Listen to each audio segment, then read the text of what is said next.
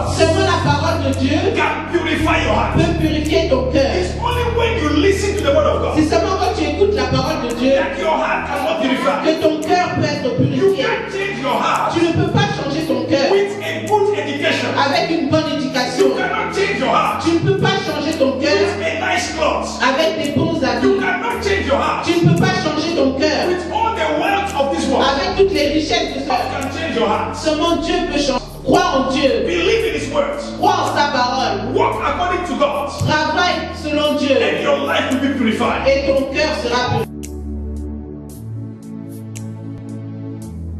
Dans le Seigneur, nous bénissons le nom de notre Seigneur Jésus-Christ qui nous accorde l'opportunité de nous retrouver encore une fois. Nous voulons encore bénir le Seigneur parce que nous sommes arrivés à la fin de cette année 2017 et pour toi qui nous suis mon frère, ma soeur, nous voulons te dire que rien de mal ne va t'arriver. L'Éternel te protège, l'Éternel est avec toi, l'Éternel sera avec toi, l'Éternel te fera entrer en 2018 et tu vas bénéficier de la protection, de la grâce, de la bonté de l'Éternel. Et si dans ta vie tu étais dans la peur, dans la crainte, nous voulons t'assurer que rien ne pourra t'arriver parce que l'ange de l'Éternel campe autour des justes et les dérobe de tous les dangers. Et si mon frère, ma soeur, tu n'as pas encore donné ta vie à Jésus-Christ comme Seigneur et Sauveur, nous t'accordons encore l'opportunité après cette émission, après ces programmes, de donner ta vie à notre Seigneur Jésus-Christ comme Seigneur et Sauveur. Nous voulons te dire que nous avons, comme promis dans toutes nos émissions, que nous allons avoir une journée spéciale. La journée spéciale sera la journée que nous avons dit la journée de l'activité.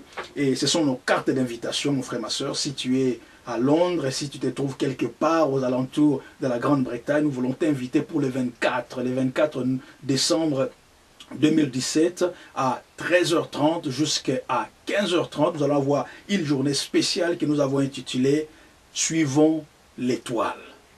Suivons l'étoile. Et je crois qu'en venant, tu vas découvrir beaucoup de choses. Il y aura un dîner spécial réservé à toutes les familles. Non seulement un dîner spécial, mais en même temps, nous aurons encore la projection cinématographique du film de notre Seigneur Jésus-Christ, sa naissance, et comment cela a été annoncé, comment Jésus-Christ est né, pour nous rappeler, pour nous remettre dans les bains de ce qui a emmené aujourd'hui le salut que toi et moi nous partageons, et nous bénéficions de tous les avantages spirituels. Comme Paul a dit, il s'est fait pauvre afin que nous puissions devenir riches.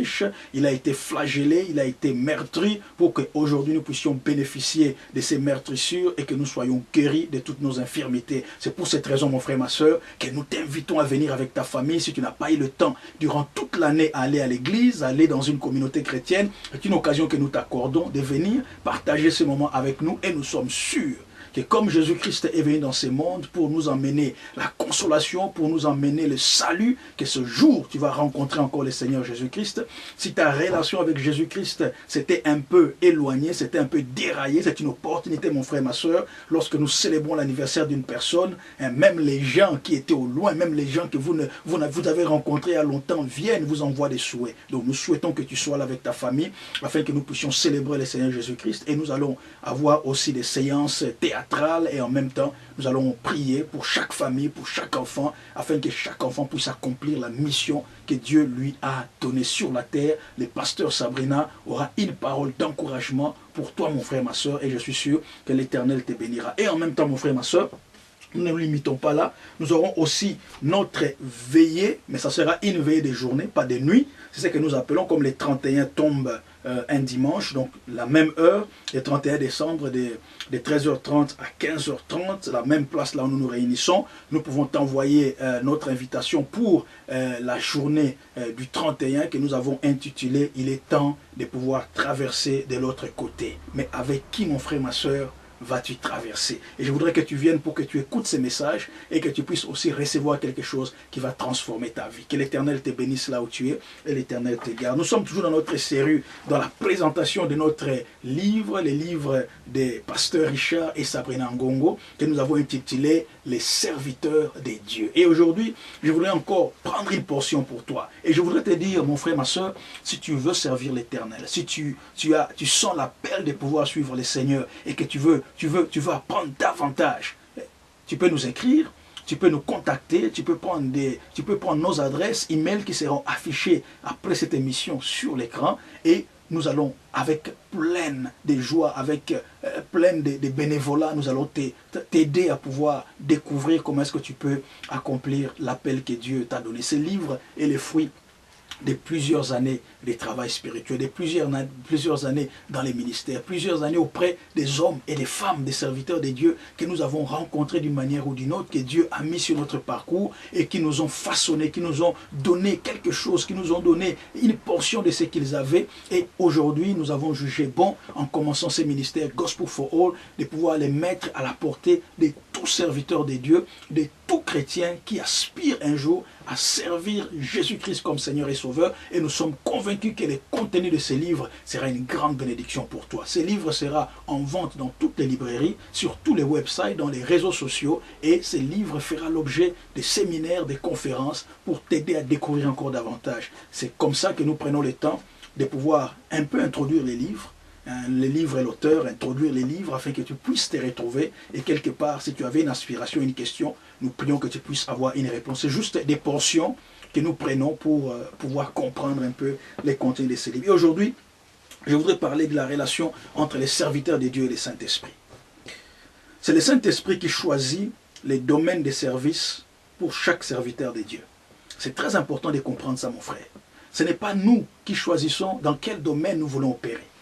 Ce n'est pas les chrétiens devenus serviteurs de Dieu qui choisissent les modes d'opéranto. Ce n'est pas lui qui choisit là où il va travailler. Ce n'est pas lui qui choisit quelle sera la manière dont il va guider son ministère. Ce n'est pas lui qui choisit les dons spirituels qu'il va commencer à exhiber. Mais c'est le Saint-Esprit qui est en nous, qui a la responsabilité de pouvoir aider chaque serviteur de Dieu à pouvoir évoluer, à pouvoir progresser dans les services ou les domaines que Dieu à planifier, à projeter, à préparer pour lui. C'est ainsi qu'un vrai serviteur de Dieu ne s'appointe pas lui-même, mais il laisse le Saint-Esprit les faire. Il est très important de les comprendre. Si tu es dans les ministères avec l'intention de pouvoir, personnellement, parce que tu as vu quelqu'un servir Dieu, et tu veux aussi servir Dieu, mon frère, ma soeur, je crois que ton approche jusqu'à t'emmener dans des situations de blocage, des situations de problèmes, où tu n'arriveras pas à faire face à des issues qui se présenteront dans ta vie. Ce n'est pas par toi-même que tu peux t'appointer serviteur de Dieu. Personne, je n'ai pas choisi d'être serviteur de Dieu. Personnellement, ce n'était pas quelque chose que j'avais comme une première vocation, non. Mais c'est quelque chose qui, c'est une voie intérieure, c'est une aspiration intérieure qui m'a poussé année après année, dès mon enfance, à pouvoir m'orienter vers ces choix de pouvoir servir l'Éternel. À partir de l'école primaire, j'ai commencé le catéchisme dans l'église catholique et j'avais un sens aigu, j'avais un désir aigu de pouvoir connaître la parole de Dieu. Et je lisais la Bible comme on lit un roman, comme on lit un livre d'histoire, comme on lit un livre de géographie, comme on lit un Harlequin. Je lisais la Bible de Genèse à la Révélation. Et quand j'allais chez les prêtres, et qui nous posaient des questions sur les histoires bibliques, sur les figures bibliques, je répondais tellement bien que le prêtre lui-même a dit un jour à ma mère, il a dit, avant que j'aille ma première communion, il dira à ma mère, il dit, je sens que cet enfant un jour servira le Seigneur. Et là j'étais encore très petit, je ne savais pas ce que cela signifiait, et je n'avais aucune ambition personnellement de pouvoir servir le Seigneur. Et par la suite, je quitte l'école primaire, je monte à l'école secondaire et là je l'ai fait dans les Bas-Congo, au petit séminaire de Kibula. Et quand avant d'aller au petit séminaire de Kibula, je vais d'abord dans une autre école qui était toujours dans les Bas-Congo, le nom m'échappe un peu, je commence mes études là-bas et la dernière année en 6e primaire, je sens cette vocation encore de pouvoir suivre les Seigneurs, de pouvoir répondre à l'appel du Seigneur. Lorsqu'on a demandé qui sont ces gens qui veulent aller au petit séminaire, j'ai levé mon doigt, on était à deux avec un de mes frères, et nous nous sommes retrouvés au petit séminaire de Kibula où nous avons commencé la formation.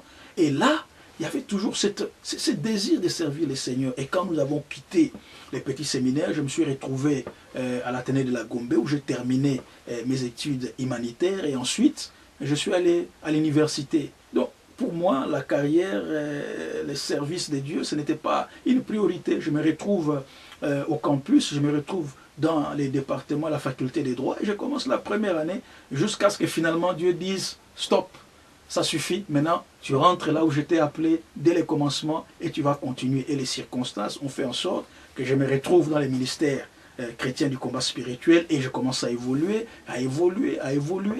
jusqu'à finalement je me retrouve aujourd'hui en Angleterre avec le ministère que Dieu nous a donné, moi et le pasteur Sabrina, qui est Gospel for All. Je n'ai pas choisi, je ne me suis pas appointé dans cette position, mais le Saint-Esprit, c'est lui qui choisit les domaines de service pour chaque serviteur de Dieu. C'est ainsi qu'un vrai serviteur de Dieu ne s'appointe pas lui-même, mais il laisse le Saint-Esprit le faire. Et nous le voyons ici dans l'histoire de Philippe. La Bible dit que le Saint-Esprit assigne à Philippe une tâche et une place. Là, Acte 8, 5, 26 à 29, on dit ceci. Philippe, étant descendu dans la ville de Samarie, il prêcha le Christ. Un ange du Seigneur s'adressant à Philippe lui dit, « Lève-toi et va du côté du Midi, sur le chemin qui descend de Jérusalem à Gaza, celui qui est désert. » L'Esprit dit à Philippe, « Avance et approche-toi de ces chars. » Philippe accourut et entendit l'Éthiopien qui lisait les prophètes Ésaïe, et il lui dit, « Comprends-tu ce que tu lis ?»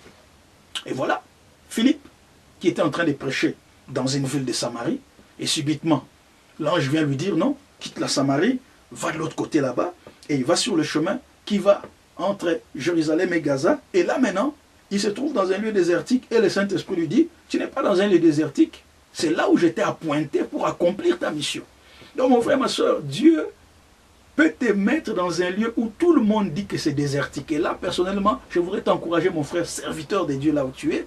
Quelquefois, tu regardes là où tu es, tu dis ce n'est pas un bon pâturage, les gens ne sont pas prêts à accepter mon ministère. Tu rencontres beaucoup d'opposition, tu rencontres des difficultés pour implanter ton ministère, et tu dis non, non, non, ce n'est pas la meilleure place. Si peut-être j'étais dans la capitale, si peut-être j'étais dans une grande ville, si j'étais peut-être dans un pays autre que dans mon pays, peut-être mon ministère serait reconnu, mon ministère serait puissant, mon ministère serait grand. Non, mon frère, arrête. Ce que je veux te dire, c'est que même là où tu crois que c'est le désert, Dieu est capable de te faire prospérer au-delà de ce que ton imagination et ta pensée peut avoir. Même si les gens se moquent de toi parce que tu te trouves dans un endroit que tout le monde a toujours considéré comme un terrain aride, comme un terrain difficile. Mais sache que si c'est le Saint-Esprit, si c'est Dieu qui t'a appointé dans cet endroit, il t'enverra aussi les gens qu'il a préparés pour ton ministère. Et c'est comme ça que Philippe, qui s'est trouvé dans un lieu désertique, et le Saint-Esprit lui dit, avance maintenant, parce que je t'envoie le premier de tes disciples, je t'envoie le premier qui viendra dans ta maison, je t'envoie le premier enfant spirituel. Et ce n'était pas n'importe qui. La Bible dit que ces premiers enfants spirituels, c'était les ministres de la reine d'Éthiopie.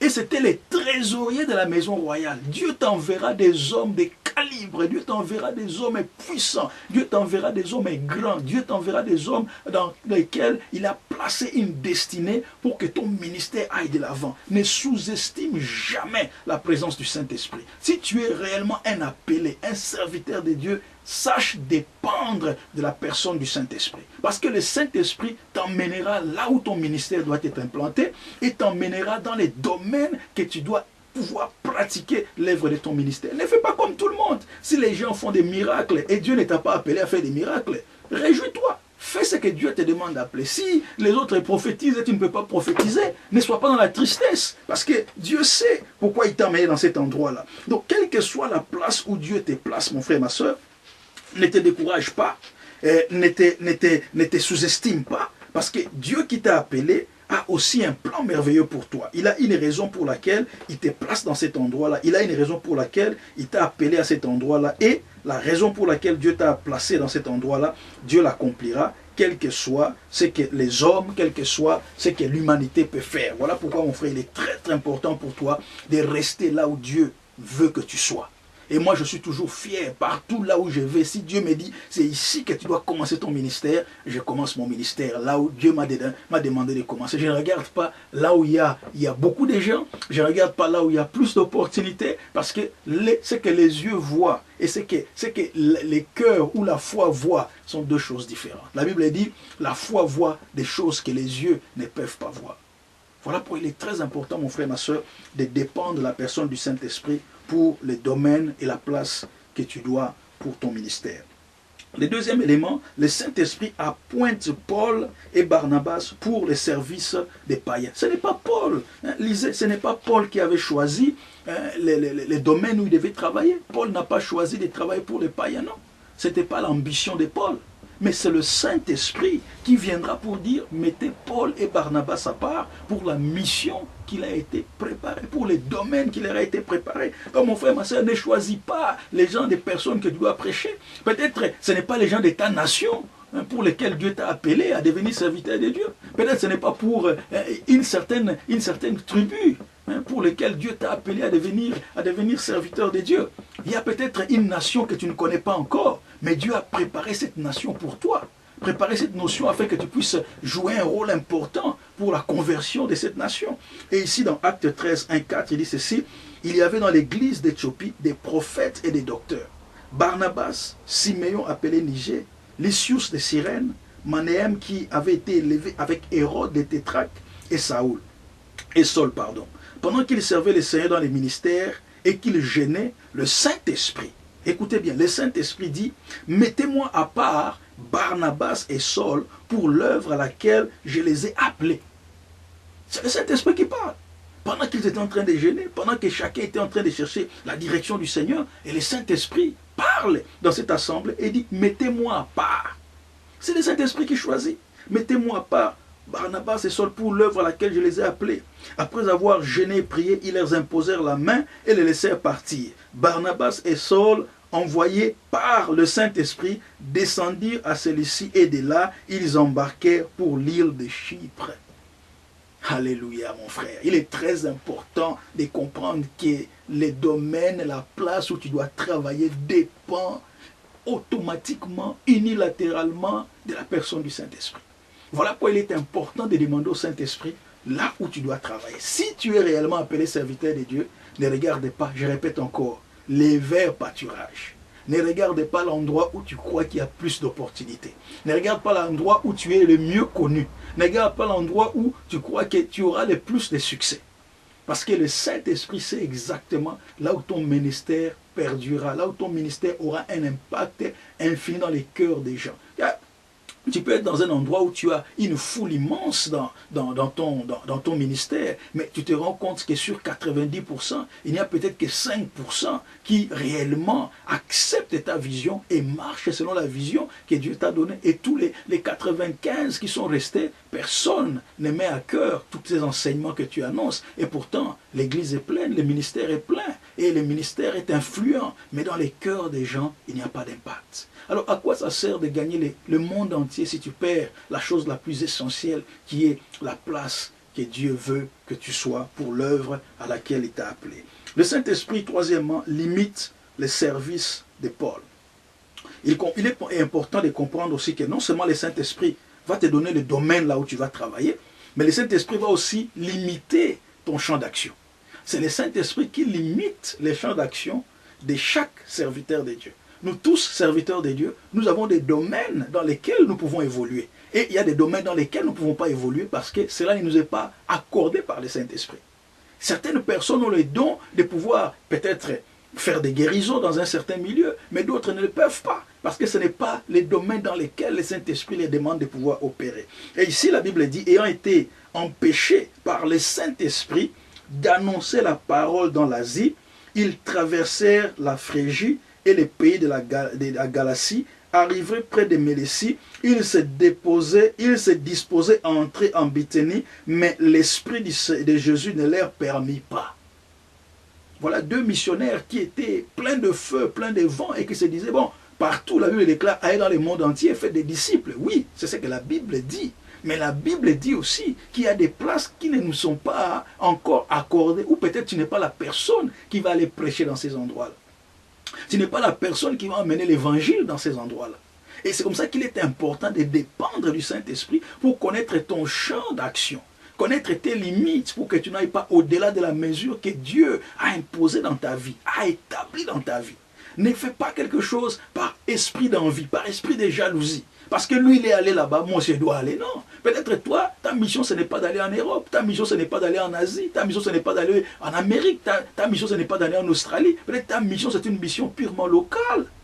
Et c'est une mission locale. Réjouis-toi, parce que les âmes qui seront sauvées seront tes récompenses quand tu seras devant les trônes du salut, le jour du jugement. Ce sont au fait, ce sont ces actes que tu auras posés qui te fera mériter la couronne de gloire. Ne regarde pas ceux qui vont internationalement, ne regarde pas ceux qui vont mondialement, ne regarde pas ceux qui vont universellement. Peut-être ta place est seulement au milieu de ta communauté. Dans cette petite communauté là où tu vis, Dieu veut que tu aies de l'impact dans cette communauté et cet impact aidera beaucoup de familles, beaucoup de nations à se développer, beaucoup de nations à sortir de l'esclavagisme dans lequel les ténèbres les a établis, fera sortir des maladies, fera sortir des manques d'éducation, fera sortir de l'ignorance dans laquelle ils se trouvaient pour embrasser Jésus-Christ. Alors, au lieu de chercher un ministère international, chercher un ministère mondial, cherche un ministère quelquefois local et communautaire. Ça peut aider la communauté dans laquelle tu es établi selon les plans de Dieu pour ton ministère. Dieu empêche à Paul de pouvoir entrer là où ils avaient l'intention d'entrer. Quelquefois, nos pensées ne sont pas les pensées de Dieu. Ne poussons pas notre zèle à aller là où peut-être nous allons vite trouver la mort ou la destruction. Troisièmement, le Saint-Esprit remplit de puissance les serviteurs de Dieu et lui enseigne comment l'utiliser. Mon frère, ma soeur, la puissance que tu as, si tu veux savoir comment tu peux l'utiliser, ce n'est qu'au travers de la personne du Saint-Esprit. Le Saint-Esprit te remplira de puissance. C'est inévitable. Tout serviteur de Dieu, quel que soit son rang, quelle que soit sa place, tout serviteur de Dieu est revêtu d'une certaine puissance. Mais maintenant, c'est au Saint-Esprit de pouvoir t'aider, t'instruire comment tu peux utiliser cette puissance. Parce que si tu n'as pas cette connaissance, si tu n'as pas cette notion, si tu n'as pas cette perception de la position que tu occupes par rapport à Dieu, il te sera difficile de pouvoir manifester la puissance qui est en toi. Voilà pourquoi je voudrais insister, ne te sous-estime pas. En tant que serviteur de Dieu, le diable sait que tu es puissant. Le diable sait que tu occupes une position d'autorité.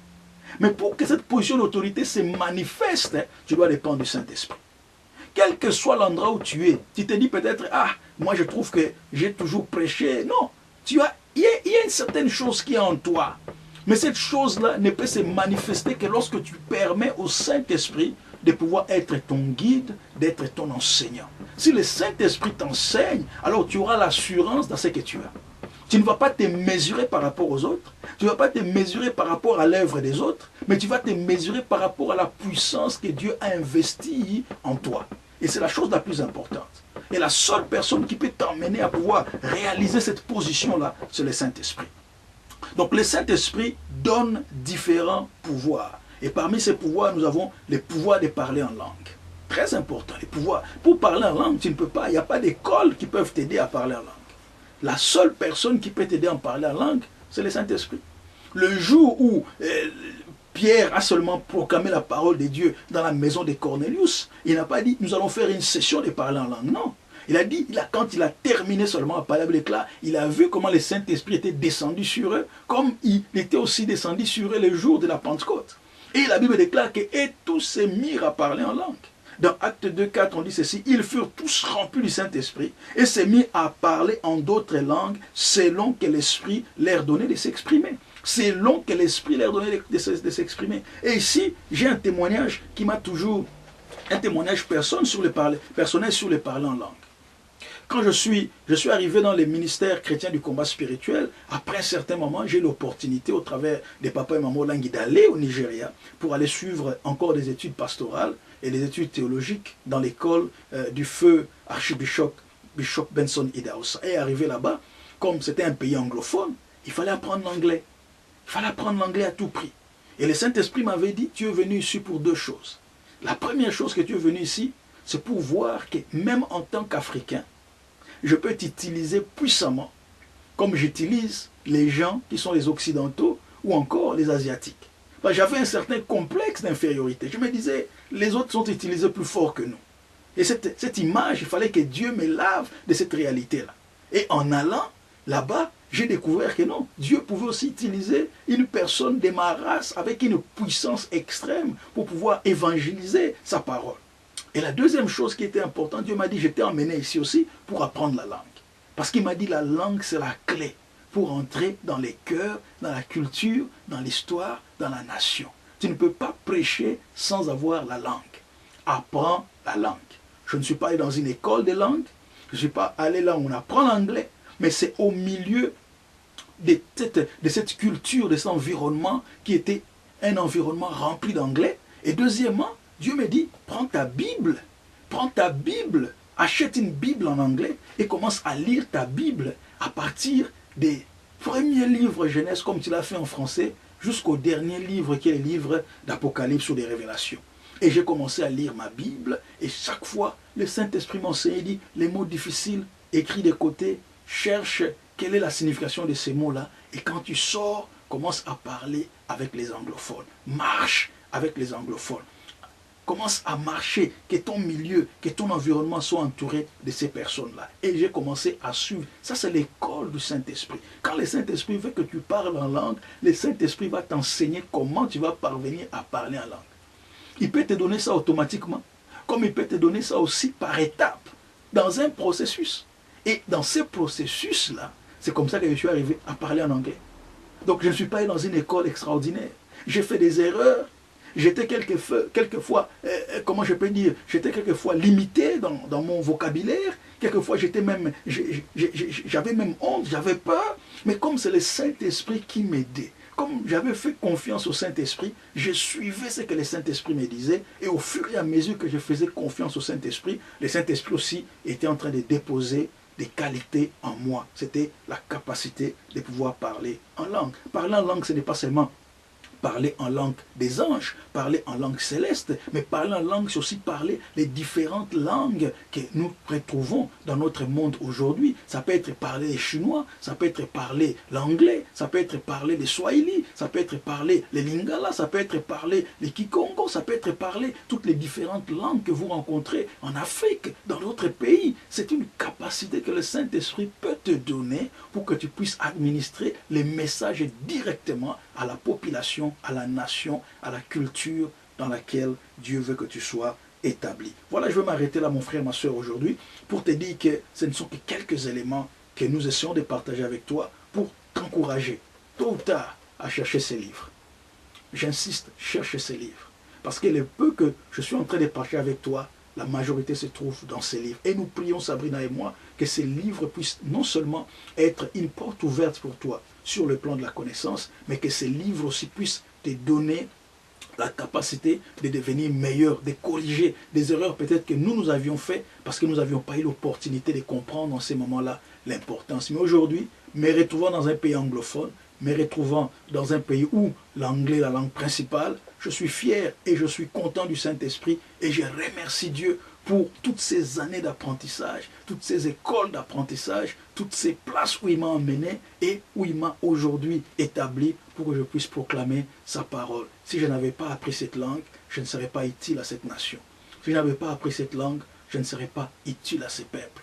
Si je n'avais pas appris cette langue, je ne serais pas capable d'accomplir ma mission dans les domaines et dans la nation où Dieu m'a établi. Mon frère, ma soeur, tu as beaucoup à apprendre. Ne néglige jamais la présence du Saint-Esprit. Nous te bénissons encore une fois là où tu es. Si tu as des questions, si tu as des commentaires, si tu as des sujets de prière, ou si tu veux t'associer avec nous dans les ministères, ne te gêne pas. Nous sommes amplement ouverts et nous prions que ta présence sera une bénédiction pour nous. Je voudrais prier pour toi à la fin de cette année. Seigneur, garde mon frère, ma soeur partout là où tu es. Garde celui qui a l'intention de te servir. Je prie pour tous les ministères qui sont les mondes, qui sont en train de chercher l'endroit où ils doivent commencer, ceux qui sont les terrains difficiles, ceux qui sont les endroits compliqués. Seigneur, je prie que tu leur donnes la persévérance, la détermination de continuer à prêcher dans ces terrains, même si c'est un terrain qui est aride. Seigneur, donne-leur la force de pouvoir continuer à proclamer ta parole jusqu'à ce qu'éternel, ces terres éternelles, ces terrains deviendront des terrains féconds et fertiles. Je prie, Éternel,